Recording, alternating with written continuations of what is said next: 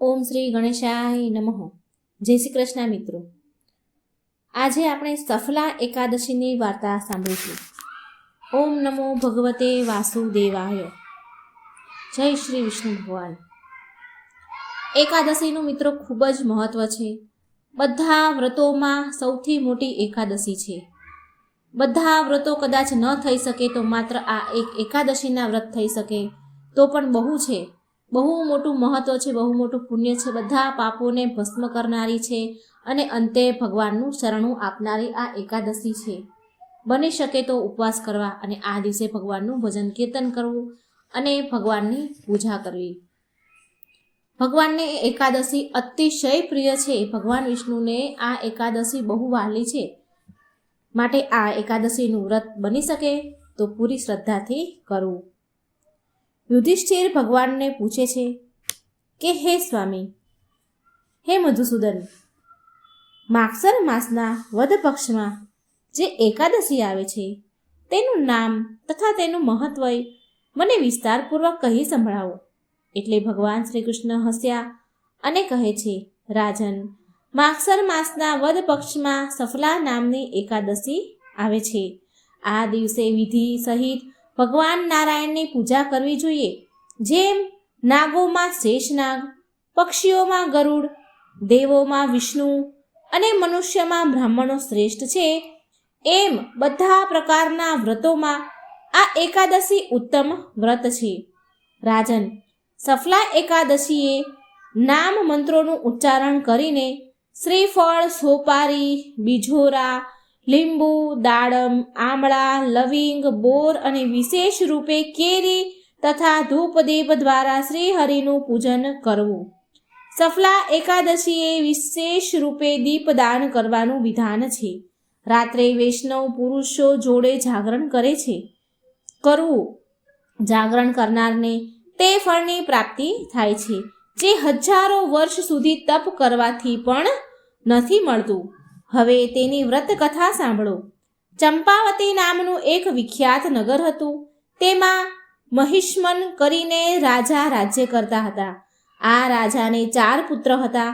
તેમાં સૌથી મોટા પુત્રનું નામ લુંભક હતું. તે કાયમ પાપ કર્મમાં જ રચ્યો પચ્યો રહે, પર સ્ત્રી ગમન કરે અને વેશ્યાસક્ત હતો. તે દુરાચારી અને બ્રાહ્મણોને નિંદક હતો. આથી રાજાએ તેને દેશવટો આપી દીધો. આથી લુંભક ગાઢ જંગલમાં ચાલ્યો ગયો. જંગલમાં એક ગાઢ અને ઘેરવદાર પીપળાની નીચે પડ્યો રહેતો. પોતાના પિતાના નગરમાં જ ચોરીઓ કરવા લાગ્યો. ક્યારેક ચોકીદારો પકડતા પણ ખરા, પણ રાજકુમારના નાતે છોડી દેતા. ત્યારે જંગલમાં આવીને ફળાહાર કરીને પેલા પીપળાના વૃક્ષ નીચે જઈને સૂઈ જતો. આ પીપળાનું વૃક્ષ ઘણું મહાન ગણવામાં આવતું હતું. એક દિવસ પોષ વદ દસમની રાત્રે લુંભકે પોતાના પિતાના રાજ્યમાં લૂંટફાટ કરીને ઘણું ધન લૂંટી લીધું. સિપાહીઓએ પકડ્યો પણ ખરો, પણ રાજકુંવરના નાતે છોડી દીધો. પણ આ વખતે તેના બધા જ કપડાં ઉતારી નાખ્યા અને જંગલમાં કાઢી મૂક્યો. બિચારો પીપળાના વૃક્ષના ચરણોમાં આવી ગયો. શિયાળાનો સમય હોવાથી જંગલમાં તે રાત્રે ઠંડી પણ વધારે પ્રમાણમાં હતી. આથી લુંભકના શરીરમાં ગાંઠિયો રોગ પેસી ગયો. હાથ પગ અકળાઈ ગયા. વહેલી સવારે સૂર્યોદય થતાં એને થોડી રાહત થઈ. લુંભક પાપીના અંગોમાં ગાંઠિયા રોગે પ્રવેશ કર્યો. વહેલી સવારે સૂર્યોદય થયા પછી થોડું દર્દ ઓછું થયું. એને બહુ ભૂખ લાગી હતી, પણ જીવોને મારવાની એનામાં તાકાત રહી ન હતી કે વૃક્ષ પર ચડવાની પણ શક્તિ રહી ન હતી. સવારે સૂર્યોદય થયા પછી નીચે પડેલા ફળ ફૂલ વીણી લાવ્યો અને પીપળાના થળિયા પાસે મૂકીને કહેવા લાગ્યો, હે પ્રભુ, વનના ફળનો તમે જ આહાર કરો. હું હવે ભૂખ હડતાલ કરીને શરીર છોડી દઈશ. મારા આ કષ્ટભર્યા જીવન કરતાં મોત સારું છે. આમ કહીને લુંભક પ્રભુનું નામ સ્મરણ કરવા માટે ધ્યાનસ્થ થઈ ગયો. ભૂખ્યા પેટના કારણે આખી રાત તેને ઊંઘ ન આવી. એકલો જ ભજન કીર્તન અને પ્રભુ નામ સ્મરણ કરતો હતો. સવાર પડતા જ એક દિવ્ય અને અલૌકિક ઘોડા તેની પાસે આવીને ઊભા રહી ગયા અને આકાશવાણી થઈ. શ્રી હરિ કહેવા લાગ્યા, હે લુંભક, તે અજાણતા જ સફલા એકાદશીનું વ્રત કરી નાખ્યું. એના પ્રભાવથી તારા દરેક પાપો નષ્ટ થઈ ગયા છે. અગ્નિમાં જાણતા કે અજાણતા હાથ નાખવાથી હાથમાં બળતરા થાય છે, હાથ દાઝી જાય છે. એવી જ રીતે એકાદશી ભૂલથી પણ થઈ જાય તો પણ પોતાનો પ્રભાવ છોડતી નથી. પોતાના ભક્તને જરૂર કંઈક ને કંઈક આપીને જ રહે છે. હે લુંભક, આ ઘોડા પર બેસીને તારા પિતા પાસે જા. ત્યાં તારો આદર સત્કાર થશે, તને રાજ્ય મળશે. સફલા એકાદશી દરેક કાર્ય સફળ કરવાવાળી છે. શ્રી હરિની આજ્ઞા સાંભળતા જ લુંભકના શરીરમાં ફેરફાર થઈ ગયો. કુષ્ઠરોગ ચાલ્યો ગયો. એને કાયા કંચનવર્ણી થઈ ગઈ અને નવા કપડાં આભૂષણો પહેરીને પોતાના પિતા પાસે ગયો. પિતાને નમન કર્યા. પિતાએ તેને આવકાર આપ્યો અને પોતાનું રાજ એને સોંપીને વનમાં તપ કરવા ચાલ્યા ગયા. હે રાજન, ભગવાન કૃષ્ણ કહે છે, આ પ્રમાણે જે સફલા એકાદશીનું ઉત્તમ વ્રત કરે છે તે આ લોકમાં સુખ ભોગવીને મૃત્યુ પછી મોક્ષ પ્રાપ્ત કરે છે. સંસારમાં એ મનુષ્યને ધન્ય છે જે સફલા એકાદશીના વ્રતમાં મગ્ન રહે છે. આવા જ મનુષ્યનો જન્મ સફળ છે. આના મહિમા વાંચવા સાંભળવા એ અનુસાર આચરણ કરવાથી મનુષ્ય રાજસૂચ યજ્ઞનું ફળ મેળવે છે. રાજસૂય યજ્ઞનું ફળ મેળવે છે. તો મિત્રો, આ હતી સફલા એકાદશીની વાર્તા. જો તમને વાર્તા સારી લાગે તો લાઈક કરજો, શેર કરજો, કમેન્ટ બોક્સમાં ભગવાનનું નામ લખજો. 11 દેવીની કથા સાંભળીશું. એક સમયની વાત છે. એક રાજાને 2 દીકરીઓ હતી. તેમાં નાની દીકરી હંમેશા 11 માતાનું વ્રત કરતી હતી. બધા જ લોકો નાની દીકરીના બહુ વખાણ કરે, બહુ પ્રશંસા કરે. તે ભક્તિભાવ વાળી હતી અને શાંત હતી, નિર્મળ સ્વભાવની હતી. અને આ કારણથી મોટી બહેન નાની બહેનથી બહુ ઈર્ષ્યા કરતી હતી. એક દિવસ પાડોશી દેશનો રાજા મોટી દીકરીને જોવા માટે આવ્યો. લગ્ન લાયક દીકરીઓ થઈ ગઈ હતી, માટે દીકરીને જોવા માટે રાજકુમાર એક આવ્યો. પરંતુ તે રાજાની મોટી દીકરીની જગ્યાએ નાની દીકરીને પસંદ તેને આવી ગઈ. મોટી ના આવી અને નાની પસંદ આવી ગઈ. મોટી બહેનને આ સારું ના લાગ્યું, એટલે હવે તો તેની બળતરા વધારે ને વધારે વધી. તેની નાની બહેનથી તે વધારે વળવા લાગી, ઈર્ષ્યા કરવા લાગી, એને નફરત કરવા લાગી. અને આ ઈર્ષ્યાના કારણે તે મોટી બહેન નાની બહેનને અલગ અલગ રીતે ઘણી વાર મારવાના ઉપાયો પણ કરતી રહેતી હતી. બહુ વાર એને મારવાની કોશિશ કરી. એક દિવસ તેણે લાડવામાં ઝેર ભેળવીને તેને નાની બહેનને ખવડાવવાની કોશિશ કરી. તો બીજી વખત એણે માટલામાં એક ઝેરીલો સાપ મૂકીને નાની બહેનના રૂમમાં મૂકી દીધો છે. એકવાર તેની નાની બહેનને કૂવામાં પાણી ભરવા માટે લઈ જાય છે અને દગાથી કૂવામાં ધક્કો મારી દે છે. અને બધી જ વખત વારંવાર માતા 11 તેને બચાવી લેતા હતા, કેમ કે તે 11 માતાની પરમ ભક્ત હતી. હવે મોટી બહેન તો બહુ પરેશાન થઈ ગઈ કે અરે, આને તો ગમે એટલી વાર મારવાની કોશિશ કરું છું પણ આ તો મરતી જ નથી ને. એક દિવસે તેની નાની બહેનને કહે છે, વાતમાં મીઠી મીઠી વાતોમાં ફસાવી અને નાની બહેનને કહે છે, મારી વહાલી બહેન, ભગવાને આપણને બધું જ આપ્યું છે, પણ ભગવાને આપણા બધાનું જ મૃત્યુ કોઈને કોઈ રીતે લખ્યું જ છે. આપણો જન્મ છે તો આપણું મરણ પણ છે. કોઈના કોઈ રીતે આપણું મૃત્યુ લખ્યું જ હશે ને. પણ શું તને ખબર છે કે તારું મૃત્યુ કેવી રીતે થવાનું છે? આમ વાતમાં ફોહલાવી ફૂસલાવી અને એની નાની બહેનને બધું પૂછી લે છે. નાની બહેન બહુ સીધી હતી, ભોળી ભલી હતી. એ આની ચતુરાઈ ઓળખતી નથી, એટલે એણે કહી દીધું કે મારા પ્રાણ પાળેલા પોપટના ગળામાં જે હાર છે તેમાં મારા પ્રાણ અટકેલા છે. જો કોઈ પણ વ્યક્તિ એ પોપટને મારી નાખે અને એના ગળામાં હાર છે એ કોઈ પહેરી લે તો મારું મૃત્યુ થઈ જશે. અને જો કોઈ એ હારને ઉતારીને ક્યાંક મૂકી દે તો હું પાછી જીવતી થઈ જઈશ. એ દિવસની રાતથી નાની બહેન તેના પિતા પાસે ગઈ એ દિવસે રાતે એના પિતા પાસે ગઈ અને કહે છે કે પિતાજી, મને એક શક છે, શંકા છે કે જો હું મરી જઈશ તો મને બાળવાની જગ્યાએ મારી લાશને આપણા જૂના મહેલમાં એક પલંગ ઉપર સુવડાવી દેજો. જો હું મરી જાઉં તો આવું તમે કરજો. એટલે તેના પિતા બોલ્યા કે મારી વહાલી દીકરી, તું આવું કેમ બોલી રહી છે? આવું અશુભ કેમ બોલી રહી છે? 2 દિવસની અંદર તો તારા લગ્ન છે, 2 દિવસ પછી તો તું પરણી જવાની છું, તો આવું અશુભ ન બોલ. આ સાંભળી નાની દીકરી કહે છે, પિતાજી, સમયનો શું ભરોસો છે? આમ કહી તે ચાલી જાય છે. અને આમ લગ્નનો દિવસ પણ આવી ગયો.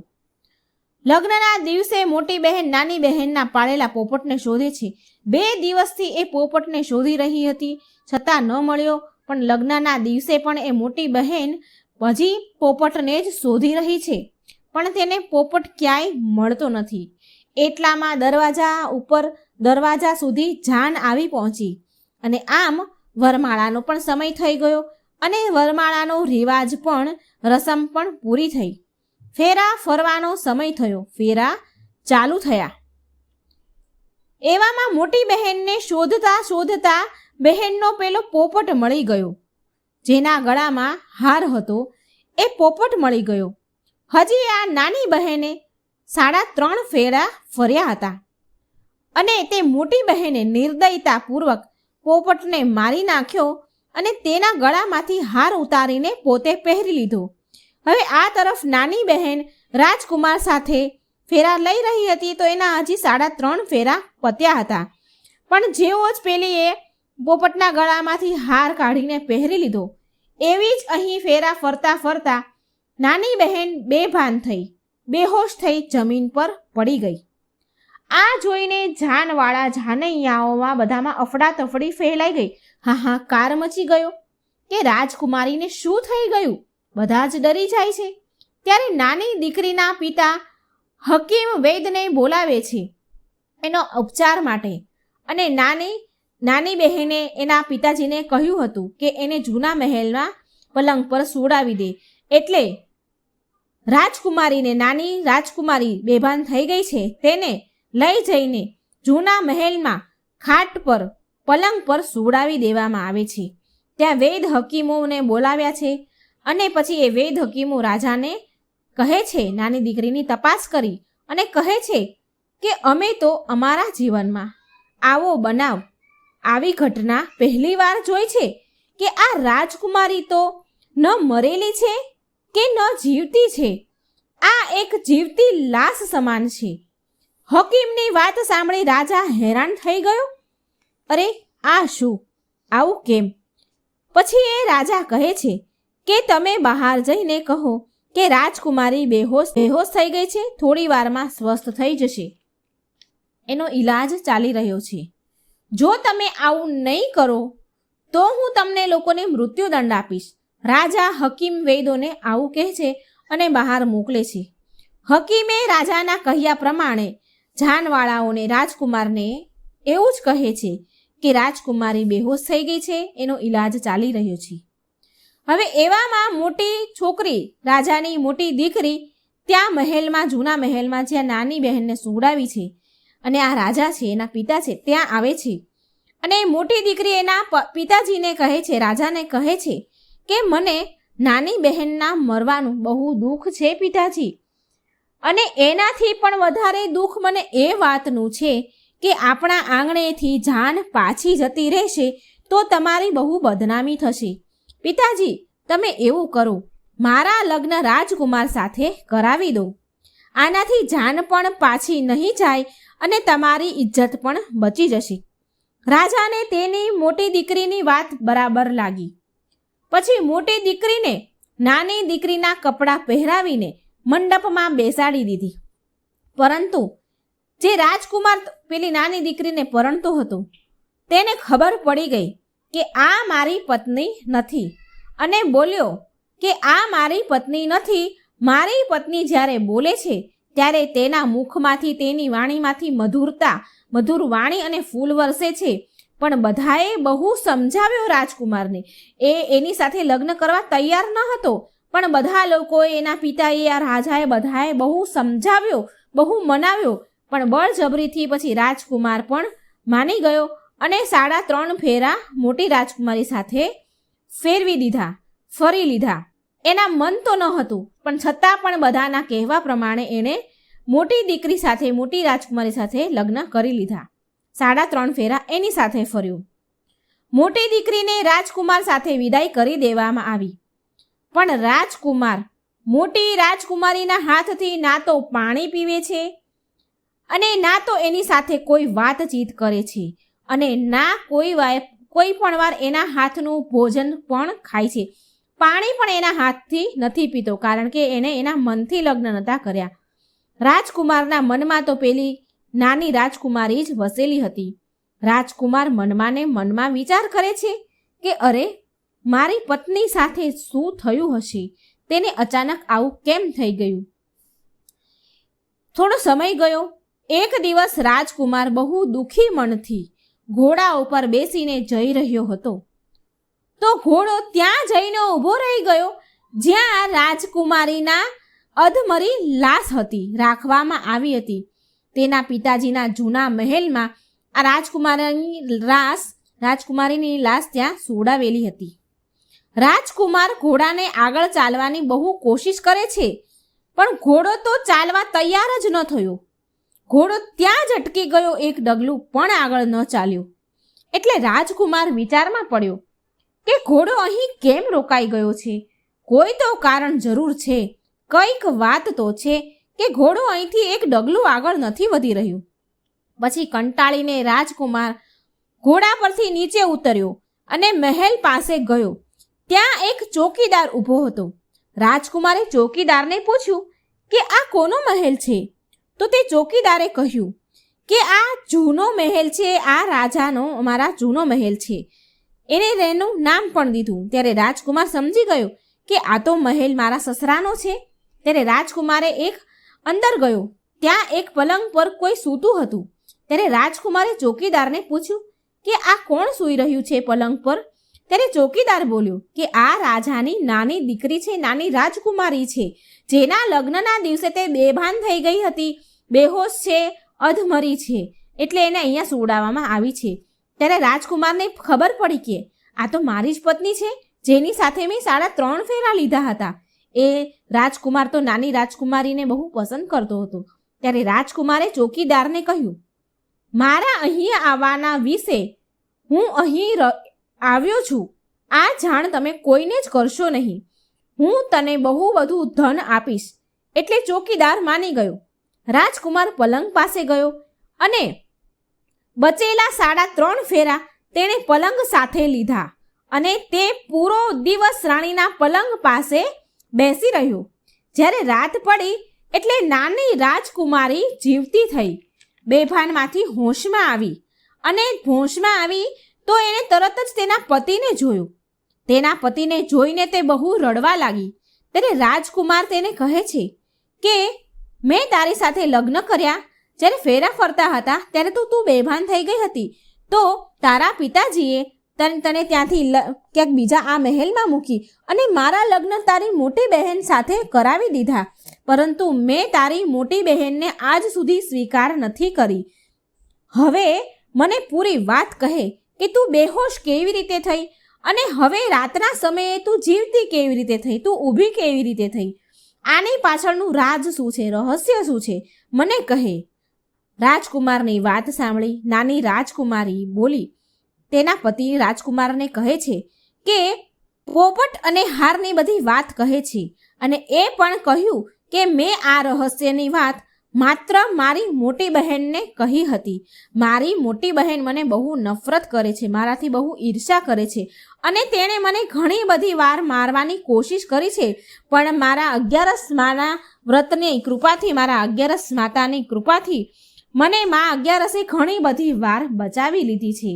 મારા પાલતુ પોપટના ગળામાં જે હાર હતો તે રોજ દિવસમાં મારી મોટી બહેન પહેરી લે છે અને રાતે ઉતારીને મૂકી દે છે. આ કારણે હું આખો દિવસ બેહોશ રહું છું, જીવતી લાશ રહું છું અને રાતમાં હાર નીકળવાના કારણે જીવતી થઈ જઉં છું. જો તે હાર મને પાછો મળી જશે તો હું હંમેશા માટે જીવતી થઈ જઈશ. રાજકુમાર આ સાંભળી હેરાન રહી ગયો કે કોઈ બહેન આવી રીતે કરી શકે ખરી? સગી બહેન સાથે આટલું બધું ખોટું કરી શકે ખરી? આ બધું સાંભળી પછી રાજકુમાર પૂરો દિવસ ત્યાં રહેવા લાગ્યો. રોજ જે રાજકુમારી નાની રાજકુમારી પાસે તેની નાની રાણી પાસે આવે અને પૂરો દિવસ તેની પાસે રહે. એટલે મોટી રાજકુમારીએ દાસીઓને કહીને રાજકુમારની શોધ કરાવવા કહ્યું કે આજકાલ રાજકુમાર દિવસ રાત ક્યાં રહે છે? કેમ આવતા જ નથી? કોઈને આ વાત વિશે જાણ થઈ નહીં. બધા દાસીઓને આ વિશે પાછળ લગાવ્યા શોધવા માટે, પણ કોઈને આ વાતની ખબર પડી જ નહીં કે રાજકુમાર ક્યાં જાય છે. આમ દિવસ જતા જતા નાની રાણી ગર્ભવતી થઈ. એટલે નાની રાજકુમારી રાજકુમારને કહે છે કે મારે દીકરો આવે કે દીકરી જે પણ આવે, પણ મારી પ્રસૂતિ રાતના સમયે થવી જોઈએ, કારણ કે દિવસમાં તો હું બેહોશ જીવતી લાશ બનીને રહું છું. આમ એ વાત કરતી હોય છે અને આમ ધીરે ધીરે સમય પૂરો થાય છે. હવે નાની રાજકુમારીનો નાની બહેનનો નાની રાણીનો પ્રસૂતિનો સમય આવે છે અને સંજોગવશ રાજકુમારને કોઈ કામથી બહાર ગામ જવાનું થાય છે અને તે જ સમયે નાની રાજકુમારીને પ્રસવ પીડા થાય છે. એટલે નાની રાજકુમારી માતા અગિયારસને યાદ કરે છે, એને ખૂબ પ્રાર્થના કરે છે. એટલે માતા અગિયારસ સાક્ષાત પોતે આવે છે રાજકુમારીની સહાય કરવા અને રાજકુમારીની પ્રસૂતિ માતા અગિયારસ પોતે કરે છે. રાજકુમારીએ એક સુંદર પુત્રને જન્મ આપ્યો. એટલામાં ત્યાં રાજકુમાર પણ આવી ગયા. રાજકુમારે પણ માતા અગિયારસના દર્શન કર્યા. અગિયારસ માતા બોલ્યા, રાજકુમારને કહે છે કે આ તારી નાની રાણી છે એ મારી પરમ ભક્ત છે, માટે આનું સદાય ધ્યાન રાખજે. જ્યારે તારો પુત્ર 5 વર્ષનો થાય ત્યારે આનો જે હાર છે તે તારા પુત્ર દ્વારા લાવી અને આને પહેરાવી દેજે, તારી નાની પત્નીને પહેરાવી દેજે.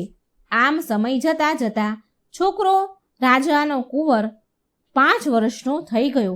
એટલે એક દિવસ રાજકુમાર કોઈ કામથી શહેર જવાના હતા, એટલે એ રાજકુમાર શહેર ગયો. એટલે જતા સમયે રાજકુમારને તેના પુત્રને કહ્યું. રાજકુમાર તેના કુંવરને કહે છે કે બેટા, તું તારી માતાના પલંગ પાસે જ રહેજે. દિવસમાં તારી માતા બેહોશ રહે છે, માટે તું એને છોડીને ક્યાંય જતો નહીં. તું એનું પૂરું ધ્યાન રાખજે. હું જલ્દી પાછો આવી જઈશ. જ્યારે રાજકુમાર ત્યાંથી એના મહેલથી બહાર નીકળે છે, જ્યાં નાની રાણી છે ત્યાં મહેલથી બહાર નીકળે છે, તો એવામાં મોટી રાણીના જે દાસી આ રાજકુમારની જાણ લગાવવા માટે એણે પાછળ મૂક્યા હતા, તો એ દાસીઓ આ રાજકુમારને તે મહેલમાંથી બહાર નીકળતા જુએ છે. જૂના મહેલમાં જ્યાં રાણી રહેતી હતી ત્યાં બહાર નીકળતા તેને જોઈ લે છે અને તેણે તે રાજકુમારના પુત્રને પણ ત્યાં રમતો હતો એ જોઈ લીધું. એટલે મોટી રાણીના કહેવાના આદેશ પ્રમાણે તે દાસીઓએ તે પુત્રને ત્યાંથી ઉપાડી લીધો. હવે દિવસમાં તો પેલી બેભાન રહે છે, રાજકુમાર હતો નહીં, એટલે આનું ધ્યાન કોણ રાખે?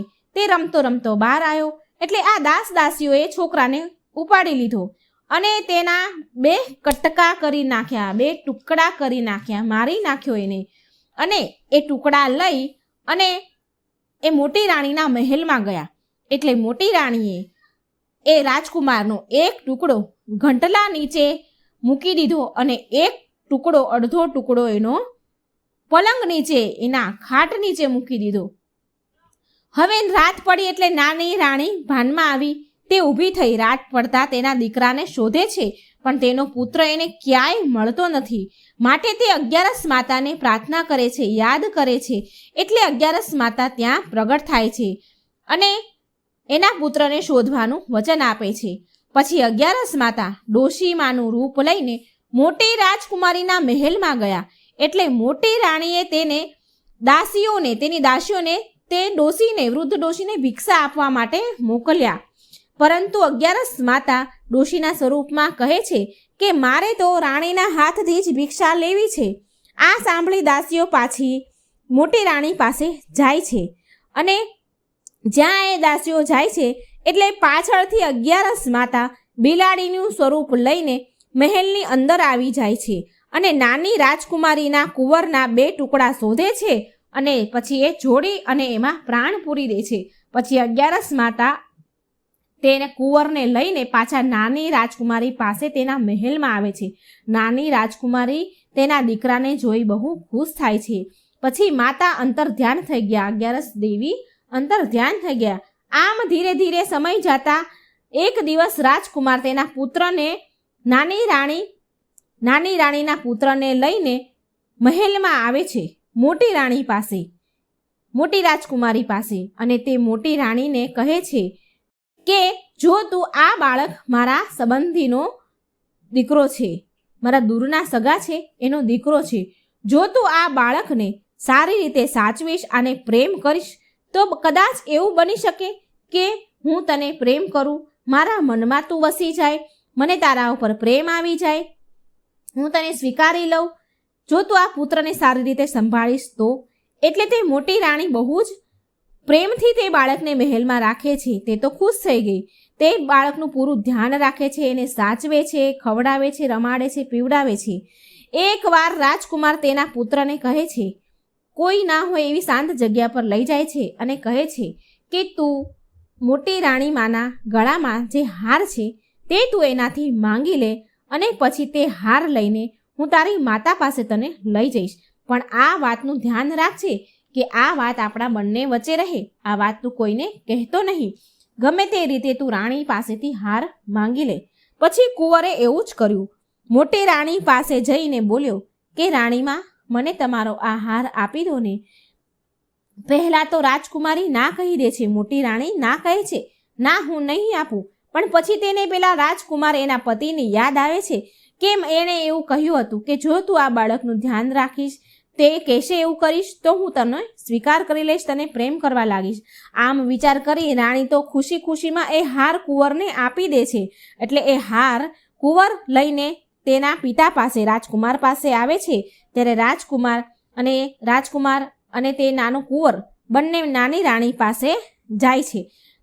મોટી રાણીને કહેતા જાય છે કે હું ખુશ છું તારાથી, આજે હું તારા હાથેથી જમીશ, તું ભોજન બનાવ, એટલી વારમાં હું આવું છું, હું થોડી વારમાં જ આવી જઈશ, એટલી વારમાં તું તૈયાર કર ખાવાનું.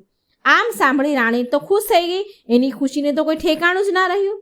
આ તરફ હાર લઈને રાજકુમાર અને કુંવર બંને નાની રાણી પાસે જૂના મહેલમાં આવે છે અને બેહોશ થયેલી રાણીને હાર પહેરાવી દે છે અને પરિણામ સ્વરૂપ નાની રાણી જીવતી થઈ, ઊભી થઈ. પછી રાજકુમાર નાની રાણી અને કુંવરને લઈને પાછા રાજકુમાર તેના પોતાના રાજમહેલમાં આવ્યા જ્યાં મોટી રાણી રહે છે. અને મોટી રાણીને રાજકુમાર તેના પિયર મૂકવા જાય છે. રાજકુમાર તેના સાસરે ગયો મોટી રાણીને મૂકવા માટે અને તેના સસરાને બધી જ વાત વિસ્તારથી કહી. અને આ બધું સાંભળી અને રાજકુમારના સસરાને નાની રાણી મોટી રાણીના પિતા રાજાને બહુ દુઃખ થયું અને રાજકુમારથી ક્ષમા માંગે છે. 11 માની કૃપાથી નાની રાજકુમારીના ભાગ્ય ખુલી ગયા, તેનું જીવન સુખમય બન્યું. 11 માતાનો આવો પ્રભાવ છે. બોલો 11 માતાની જય. અને 11 એક દેવી છે. આપણે હરેક 11 કરીએ છીએ, એકાદશી કરીએ છીએ તો એ એક દેવી છે.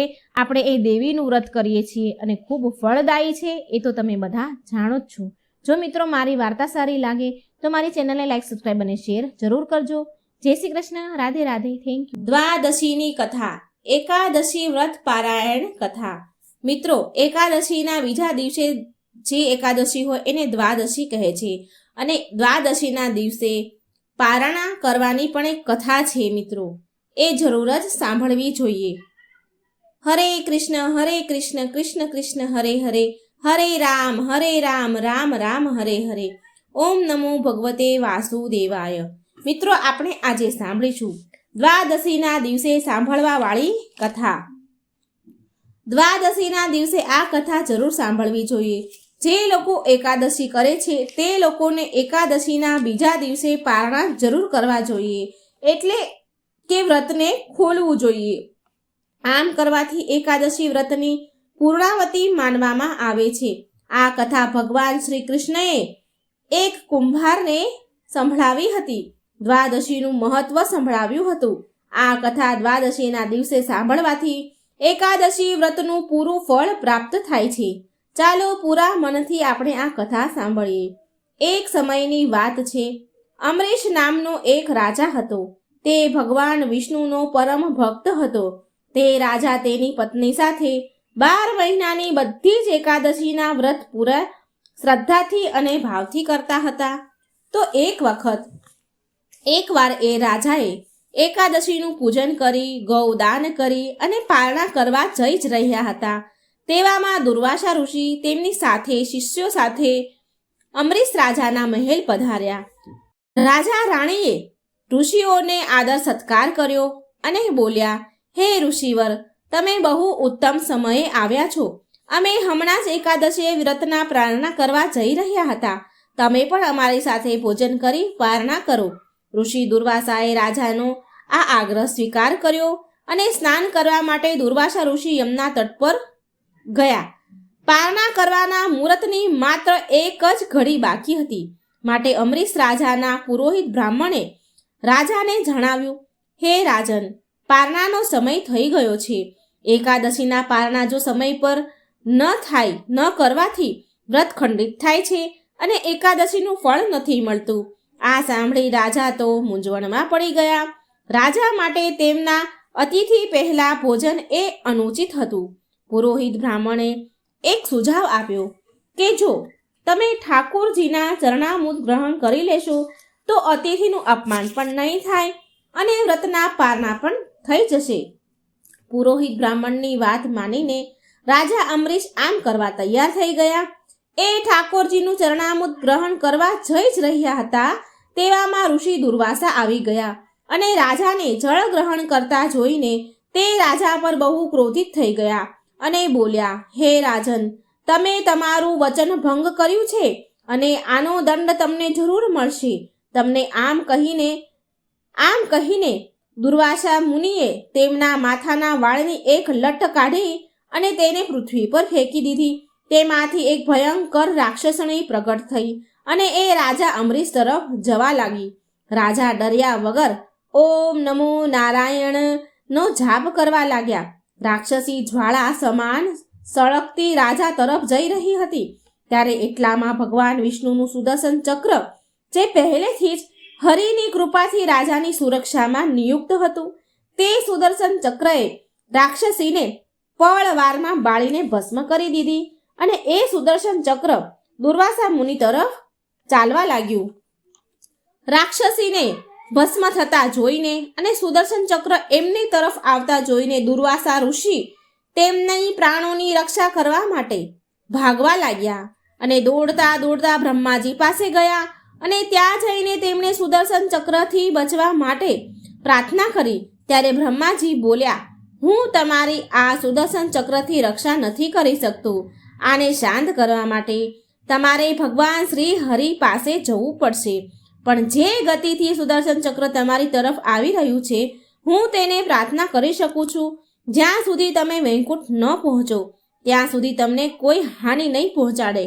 દુર્વાસા ઋષિ હવે દોડતા વૈકુંઠ ધામ ભગવાન શ્રી હરિ વિષ્ણુ પાસે ગયા અને ત્યાં જઈ ભગવાનના પગમાં પડી, ચરણોમાં પડી અને ક્ષમા માંગવા લાગ્યા. દુર્વાસા ઋષિ શ્રી હરિ વિષ્ણુને કહે છે, હે શરણાગત વત્સલ્ય, હે પ્રભુ, તમે મારી સુદર્શન ચક્રથી રક્ષા કરો. ત્યારે ભગવાન શ્રી હરિ બોલ્યા, હે ઋષિ દુર્વાસા, હું સ્વતંત્ર નથી, હું તો ભક્તો પર આધીન છું. માટે ફરી તમે વિલંબ કર્યા વગર તમે દોડીને રાજા અમરીશ પાસે જાઓ. એ જ તમારી રક્ષા કરી શકશે, એ જ આ સુદર્શન ચક્રને રોકી શકશે. આ બાજુ રાજા અમરીશને એ દુઃખ હતું કે એમના કારણે ઋષિ દુર્વાસા મૃત્યુના ભયથી ભૂખ્યા જ ચાલ્યા ગયા. આમ વિચારીને એ રાજાએ માત્ર જળ પીને પૂરું 1 વર્ષ સુધી તેમની પ્રતીક્ષા કરી રહ્યા હતા. દુર્વાસા ઋષિની એ 1 વર્ષથી માત્ર પાણી પીને પ્રતીક્ષા કરી રહ્યા હતા. 1 વર્ષ પછી જ્યારે દુર્વાસા ઋષિ જેવી રીતે ભાગીને ગયા હતા એવી જ રીતે ભાગીને દોડીને રાજા પાસે આવી ગયા અને મહેલમાં જઈને રાજાના પગમાં પડી ગયા. દુર્વાસા ઋષિને પગમાં પડતા જોઈને રાજા વધારે દુઃખી થયા. રાજાએ ઋષિ દુર્વાસા મુનિને આસન આપ્યું અને ભગવાન શ્રી હરિની સ્તુતિ કરવા લાગ્યા અને ભગવાન વિષ્ણુને સુદર્શન ચક્રને શાંત પાડવાની પ્રાર્થના કરવા લાગ્યા. આ પ્રકારે સુદર્શન ચક્ર શાંત કરીને શ્રી હરિ વિષ્ણુ ભક્ત રાજા અમરીશે ઋષિ દુર્વાસા મુનિના પ્રાણોની રક્ષા કરી. મિત્રો, આ હતી દ્વાદશીની કથા, જે આ દ્વાદશીના દિવસે જરૂર સાંભળવી જોઈએ. આનાથી આપણને એકાદશી વ્રતનું પૂરું ફળ મળે છે. તો મિત્રો, દરેક દ્વાદશીના દિવસે આ કથા જરૂર સાંભળજો, શેર કરજો, લાઈક કરજો અને આ ચેનલને સબસ્ક્રાઈબ જરૂર કરજો. હરે કૃષ્ણ કૃષ્ણ કૃષ્ણ હરે હરે, હરે રામ રામ રામ હરે હરે. ભગવાન તમને સુખ, સમૃદ્ધિ અને શાંતિ આપે એવી પ્રાર્થના સાથે ધન્યવાદ. નારાયણ કવચ સાંભળીશું ગુજરાતીમાં, તો આ પૂરેપૂરું સાંભળજો. ઓમ નમો ભગવતે વાસુદેવાય. પરીક્ષિત રાજાએ કહ્યું, હે મહારાજ, વિદ્યાથી રક્ષણ પામેલ ઇન્દ્રદેવે રમત માત્રમાં સર્વસ્વનું હરણ કરનારા શત્રુઓની સેનાને યુદ્ધમાં જીતી લીધી અને ત્રિલોકયનું રાજ્ય ભોગવ્યું. તે નારાયણ કવચ રૂપ વિદ્યા મને કહો. સાથે એ પણ કહો કે તેને તેનાથી સુરક્ષિત થઈને રણભૂમિમાં કેવી રીતે આક્રમણ કરી શત્રુઓ પર વિજય મેળવ્યો. શ્રી સુખદેવજીએ કહ્યું, પુરોહિત બનેલા વિશ્વરૂપે પ્રશ્ન પૂછનાર ઇન્દ્રદેવને જે નારાયણ કવચ કહેલું હતું, હવે એકાગ્ર મનથી એ તમે સાંભળો. વિશ્વ સ્વરૂપે કહ્યું, હે દેવરાજ ઇન્દ્ર, ભયનો પ્રસંગ આવી પડે ત્યારે નારાયણ કવચ ધારણ કરી પોતાના શરીરની રક્ષા કરી લેવી જોઈએ.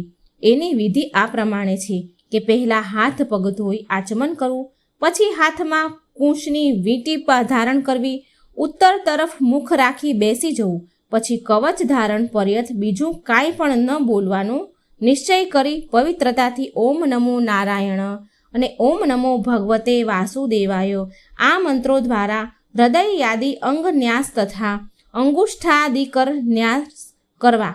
પહેલાં ઓમ નમો નારાયણ આ અષ્ટાક્ષર મંત્રના ઓમ વગેરે 8 અક્ષરનો ક્રમશ 2 પગ, 2 કોઠણ, 2 સાથળ, પેટ, હૃદય, વક્ષ સ્થળ, મુખ અને મસ્તકમાં ન્યાસ કરવા અથવા પૂર્વોક્ત મંત્રનાય કારથી શરૂ કરી ઓમકાર પર્યપ્ત 8 અક્ષરોના મસ્તકથી આરંભ કરી તે જ 8 અંગોમાં ઉલટા ક્રમથી ન્યાસ કરવા. પછી ઓમ નમો ભગવતે વાસુદેવાય દ્વાદશાક્ષર મંત્રના ઓમકારથી સપુટ કરેલા 1 અક્ષરનો આંગળીઓમાં અને અંગૂઠાની આંગળીઓમાં ન્યાસ કરવું. જમણા હાથથી તર્જનીથી માંડી ડાબા હાથની તર્જની સુધીની 8 આંગળીઓમાં 8 અક્ષરોનો અને 2 અંગૂઠાના ઉપરના તથા નીચેના 4 સાંધાઓમાં બાકી રહેલા 4 અક્ષરોનો ન્યાસ કરવો. પછી ઓમ વિષ્ણવે નમઃ એ મંત્રના ઓમકારનો હૃદયમાં, વીકારનો મસ્તકમાં, શકારનો ભ્રકુટીના મધ્યમાં, અણકારનો શિખામાં, વેકારનો બંને નેત્રમાં અને નકારનો સર્વ સાંધાઓમાં ન્યાસ કરવું. બાકી રહેલા મકારનો ઓમ મહ અસ્ત્રાય ફટ કરી દિગ્બંધ જોડાવવું. આ પ્રમાણે ન્યાસ કરવાથી આ વિધિને જાણવાવાળો પુરુષ મંત્ર સ્વરૂપ થઈ જાય છે. ત્યાર પછી સમગ્ર ઐશ્વર્ય, ધર્મ, યશ, લક્ષ્મી, જ્ઞાન અને વૈરાગ્યથી પરિપૂર્ણ ઈષ્ટદેવ ભગવાનનું ધ્યાન કરવું અને પોતાને પણ તદ્રૂપ જ સમજે પછી વિદ્યા, તેજ અને તપ સ્વરૂપ આ કવચનો પાઠ કરવો. ઓમ ગરુડજીની પીઠ ઉપર ચરણ ધરીને રહેલા અણીમાદી 8 સિદ્ધિઓથી સેવિત 8 બાહુવાળા શંખ, ચક્ર, ઢાલ, તલવાર, ગદા, બાણ, ધનુષ અને પાશને ધારણ કરતા હરિ ભગવાન મારી સર્વ પ્રકારની રક્ષા કરજો. જળમાં જળ જંતુઓથી તથા વરુણના પાશથી મત્સ્ય અવતાર રક્ષા કરજો.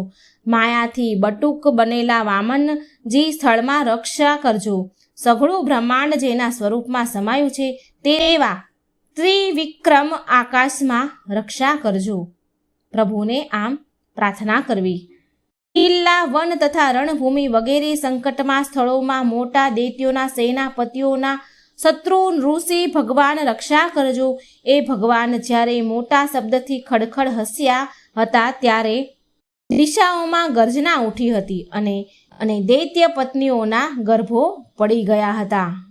પોતાની દાઢ વડે પૃથ્વીની ધારણ કરનાર અને યજ્ઞોરૂપી અવ્યયવાળા વારાહ ભગવાન માર્ગમાં રક્ષા કરજો. પર્વતોના શિખરો ઉપર પરશુરામ અને પ્રવાસમાં ભરતના મોટા ભાઈ રામચંદ્રજી લક્ષ્મણ સહિત મારી રક્ષા કરજો. મારણ, મોહન આદિ ભયંકર અભિયારો અને ગફલતમાંથી નારાયણ રક્ષા કરજો. ગર્વથી નર ભગવાન, યોગ ભ્રંશથી યોગેશ્વર દત્તાત્રેય અને ગુણોના સ્વામી કપિલ દેવજી કર્મના બંધનથી રક્ષા કરજો. ભગવાન સનત કુમારો કામદેવથી રક્ષા કરજો અને માર્ગમાં દેવોને નમસ્કાર ન કરવા રૂપી અપરાધથી હયગ્રીવ ભગવાન રક્ષા કરજો. નારદજી સેવામાં થતા અપરાધોથી રક્ષા કરજો. સર્વ પ્રકારના નરકથી કચ્છપાવતાર ભગવાન મારી રક્ષા કરજો. રૂપથ્યમાંથી ધન્વંતરી રક્ષા કરજો. જીતેન્દ્રયી રૂપ ઋષભેદજી સુખ દુઃખ શાંતિ ઉષ્ણ આદિ ભયંકર દંદ્રોથી રક્ષા કરજો. લોકપવાદથી યજ્ઞ અવતાર રક્ષા કરજો.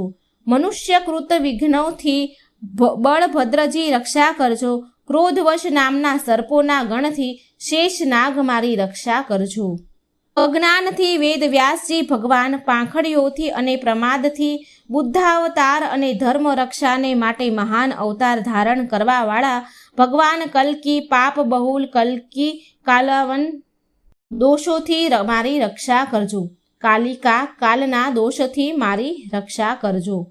સવારમાં ગદાથી ભગવાન કેશવ, વેણુધારી ગોવિંદ ભગવાન થોડો દિવસ ચડી આવે ત્યારે બચ્છીધારી નારાયણ, પૂર્વાહન કાળમાં અને ભગવાન વિષ્ણુ ચક્રરાજ સુદર્શન લાઈ મધ્યાહન કાળમાં રક્ષા કરજો.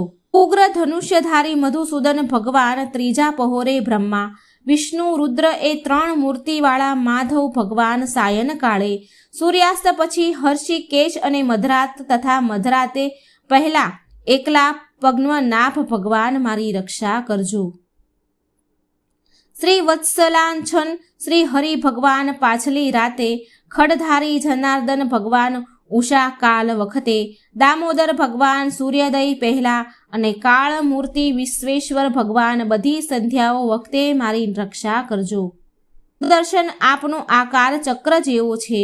આપની કિનારીઓ ભાગ પ્રલય કાળના અગ્નિ જેવી અત્યંત તીવ્ર છે. આપ ભગવાનની પ્રેરણાથી જો તરફ ઘૂમ્યા કરો છો. જેવી રીતે આગ વાયુની સહાયતાથી સૂકા ઘાસ કૃષ્ણને બાળી નાખે છે, તેવી રીતે આપ અમારા શત્રુ સેનાને ગડગડાટ બાળી નાખજો. કૌમદકી ગદા આપમાંથી છૂટતી ચિંગારીઓનો સ્પર્શ વજ્ર જેવો અસહ્ય છે. ભગવાન અજીતની પ્રિય જ છો, હું એમનો દાસ છું. તેથી આપ કુષ્માંડ, વિનાયક, યક્ષ, રાક્ષસ, ભૂત અને પ્રેતાબી ગ્રહોને સડસડાટ કચરી નાખો તથા મારા શત્રુઓને ચૂર્ણ કરી નાખો. શંખ શ્રેષ્ઠ આપ ભગવાન શ્રી કૃષ્ણની ફૂંકથી ભયંકર અવાજ કરી મારા શત્રુઓના દિલ ધ્રુજવી દો અને યાંતુ ધન, પ્રમથ, પ્રેમ, માતૃકા, પિચાશ તથા બ્રહ્મ રાક્ષસ વગેરે ભયાનક પ્રાણીઓને અહીંથી ઝટપટ ભગાડી મૂકો. હે પ્રભુ, મારી રક્ષા કરો. ભગવાનની પ્રિય તલવાર આપની ધાર અત્યંત તીક્ષ્ણ છે. આપ ભગવાનની પ્રેરણાથી મારા શત્રુઓને છિન્ન ભિન્ન કરી દો. ભગવાનની વહાલી ઢાલ આપમાં સેંકડો ચંદ્રકાર મંડળ છે. આપ પાપ દ્રષ્ટિવાળા પાપ આત્મા શત્રુઓની આંખ બંધ કરી દો અને એમને સદાને માટે અંધ કરી દો. સૂર્ય વગેરે ગ્રહ, ધૂમકેતુ વગેરે દુષ્ટ મનુષ્યો, સર્વ વગેરે પેટે ચલાવનારા જંતુઓ, દાઢવાળા હિંસક પશુ, ભૂત પ્રેત વગેરે તથા પાપી પ્રાણીઓથી અમને જે ભય હોય, એને જે અમારા મંગલના વિરોધી હોય, તે બધા ભગવાનના નામરૂપ અને આયુધના કીર્તન કરવાથી તત્કાળ નાશ પામે. બૃહદ રથંતર આદિ સંવેદના સ્ત્રોતથી જેમની સ્તુતિ કરવામાં આવે છે, તે વેદમૂર્તિ ભગવાન ગરુડ અને વિશ્વકસેનજી પોતાના નામ્યોચ્ચારણના પ્રભાવથી અમને બધા પ્રકારની વિપત્તિઓથી બચાવો. સઘળું જગત ખરી રીતે ભગવાનનું જ રૂપ સ્વરૂપ છે. સત્યથી અમારા સઘળા ઉપદ્રવ નાશ પામો. હે પ્રભુ, અમારી રક્ષા કરો. અભેદ દ્રષ્ટિવાળાઓને ભગવાન ભેદ રહિત છે, તો પણ એ પોતાની માયાથી ભૂષણ આયુધ અને રૂપ નામની શક્તિઓથી ધારણ કરે છે. એ વાત નિશ્ચિત રૂપથી ખરી છે. જેના નામની ગર્જના નૃસિંહ ભગવાન લોકોના ભયને મટાડે છે અને જેના પ્રભાવથી પ્રહલાદજી ઝેર વગેરે સર્વના સામર્થ્યને ગળી જાય છે, તેવા તે દિશાઓમાં ખૂણાઓમાં ઊંચે નીચે અંદર બહાર અને ચારે બાજુએ અમારી રક્ષા કરો. વિશ્વરૂપે કહ્યું, હે ઇન્દ્ર, મેં તને આ નારાયણ કવચ કહ્યું, તે પાઠ કરી લે, પછી તું મોટા મોટા દૈત્યોને વગેરેને પરિશ્રમે જીતી શકીશ. આ વૈષ્ણવી વિદ્યા ધારણ કરનાર પુરુષને રાજા, ચોર, ગ્રહ કે વાઘ આદિ હિંસક પશુઓથી કદી ભય થતો નથી, કદી ભય લાગતો નથી. પ્રાચીન કાળમાં આ વિદ્યાને ધારણ કરનાર કોઈ કૌશિક ગોત્રના બ્રાહ્મણે આ વિદ્યા ધારણ કરી યોગ ધારણાથી નિર્જન દેશમાં પોતાનો દેહ છોડેલો. એક દિવસ પોતાની સ્ત્રીઓ સાથે ગંધર્વોનો અધિપતિ ચિત્રરથ વિમાનમાં બેસીને આકાશમાં જતો હતો. તે જ્યાં બ્રાહ્મણોનો દેહ પડ્યો હતો ત્યાં ઉપર આવતા તુરંત વિમાન સહિત ઊંધે માથે પૃથ્વી ઉપર પડ્યો.